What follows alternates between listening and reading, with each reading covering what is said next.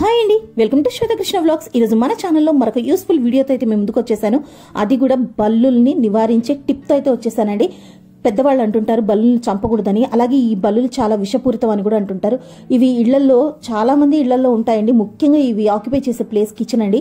కిచెన్లో రాత్రి పూట ఆ కిచెన్ స్టవ్ దగ్గర కానీ మనకి కబోర్డ్స్లో పెట్టుకునే సామాన్లలో కానీ ఇవి తిరుగుతూ ఉంటాయి. సో వీటి వల్ల అనేక రకాల జబ్బులు ప్రాబ్లమ్స్ కూడా వస్తుంటాయండి. వీటిని చంపకూడదు అంటారు కాబట్టి సో వీటిని చంపకుండా మనం ఇంట్లోంచి వీటిని తరిమికొట్టే ఉపాయం అయితే నేను ఈరోజు చూపించబోతున్నాను. ఆల్రెడీ మా ఇంట్లోకి అయితే ఇలాగా కబోర్డ్లో కప్స్ పెట్టుకొని ఉన్నాను. అక్కడైతే ఒక బల్లి పిల్ల అయితే వచ్చి చేరిందండి.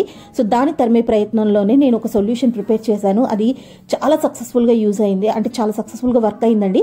సో అదే మీకు టిప్ రూపంలో అయితే షేర్ చేస్తున్నాను. సో మీకు కానీ నేను షేర్ చేసిన ఈ టిప్ నచ్చినట్లయితే లైక్ చేయండి, షేర్ చేయండి. ఇంకా ఛానల్ మొదటిసారి చూస్తున్నట్టు సబ్స్క్రైబ్ చేసుకోండి. ఈ సొల్యూషన్ ప్రిపేర్ చేయడానికి కావాల్సిన పదార్థాలు అనేది చూసేద్దామండి. ముందుగా వచ్చి డెటాల్. మీరు చూస్తున్నారు కదా, మీకు అందరికీ తెలిసింది, అందరి ఇళ్లలో కూడా డెటాల్ అనేది ఉంటుంది. సో ఈ డెటాల్ కూడా ఈ కలర్ అయితే తీసుకోండి.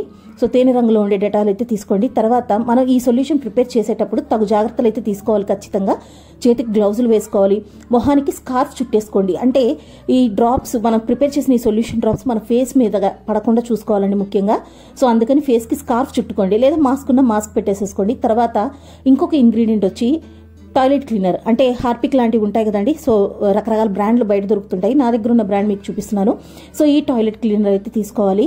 అండ్ ఈ సొల్యూషన్ ప్రిపేర్ చేయడానికి అచ్చంగా మనము ప్లాస్టిక్ వస్తువులనే వాడుకోవాలండి, అది కూడా చెప్తున్నాను. సో చూస్తున్నారు కదా, ఇలా డెటాల్ అలాగే టాయిలెట్ క్లీనర్ తయారు చేయబోతున్నాం. ఇప్పుడు నేను వచ్చి ఒక లీటర్ మగ్గులో 1/2 లీటర్ నీళ్ళు అయితే తీసుకున్నాను. ఇది లీటర్ మగ్గు అండి. దీంట్లో 1/2 లీటర్ వాటర్ అయితే తీసుకున్నాను. ఈ 1/2 లీటర్ వాటర్లోకి, నార్మల్ ప్లెయిన్ వాటర్ అండి, ఈ వాటర్లోకి డెటాల్ బాటిల్కి ఉన్న మూతతోనే ఒక మూత డెటాల్ లిక్విడ్ అయితే వేసుకున్నాను. చూస్తున్నారు కదా.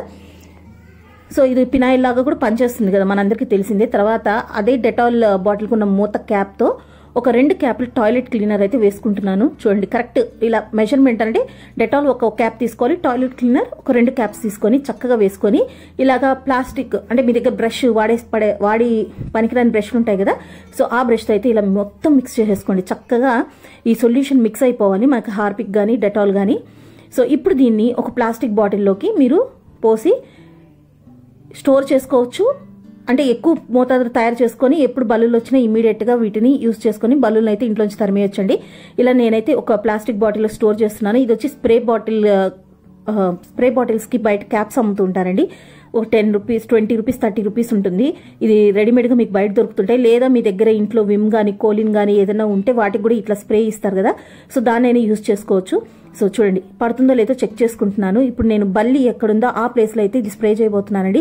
ఇమ్మీడియట్గా అయితే పారిపోతాయండి, ఎందుకంటే దీంట్లో యాసిడ్, అంటే మన హార్పిక్ టాయిలెట్ క్లీనర్ వేసాం కదా, యాసిడ్ వల్ల ఘాటు, బల్లుల చర్మం చాలా సెన్సిటివ్గా ఉంటుందండి. ఈ ఘాటుని, ఈ స్మెల్స్ని అవి తట్టుకోలేవు, ఇమ్మీడియట్గా పారిపోతాయి. సో చూస్తున్నారు కదా, ఇలా స్ప్రే చేశాను.